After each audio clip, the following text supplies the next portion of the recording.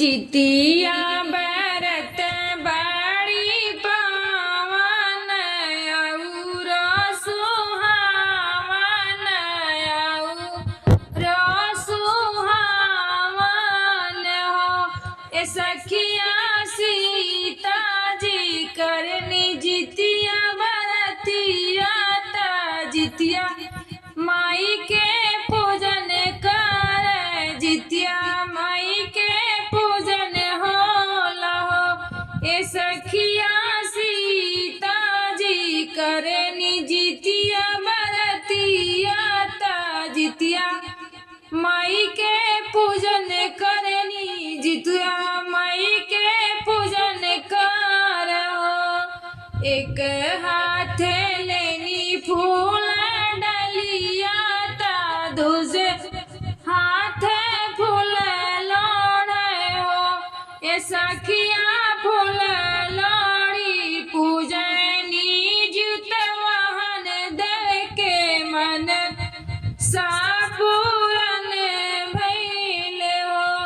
ए सखिया फूल लड़ के पूजनी जुतवाहन बाबा के मन सापूरन भइले हो। तोड़ी धनुष रघुनंदन जनक प्राण पूरा कैले जनक प्राण पूरा कैले हो।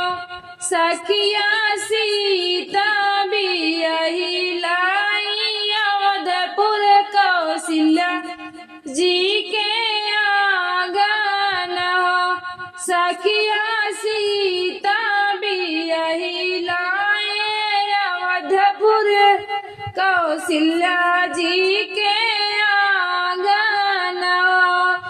तोड़ी धनुष रघुनंदन जनक प्राण पूरा कैले जनक प्राण पूरा कैले हो। सखिया सीता बियही लाया अवधपुर कौशल्या जी के आंगन हो। सखिया सीता बियही लाया अवधपुर कौशल्या जी के आंगन हो। राम रसोइया सीता सुंदर भोजन बनावेनी भोजन ना बनावेनी हो। ए सखिया कौशल्या जी पूछनी बात कैसे के राम जी पावेलु हो। ए सखिया कौशल्या जी पूछनी एक बात की कैसे राम जी पावेलु हो। राम रसोइया सीता सुंदर भोजन बनावेनी भोजन ना बनावेनी हो। ए सखिया कौशल्या जी पूछा एक बात की राम जी के कैसे पौलू राम जी के कैसे पौलू। बुखनी माये सासू जितिया उरो खरजी तू आया उर खरजीतिया नुओ। ए सासू जुतवाहन बाबा के पूजन माता गोदी या लालन भैन गोदी या लालन भैन। ए सासू कैली जुतवाहन बाबा के पूजन माता गोदी या लालन खेल गोदी या लालन खेल हो।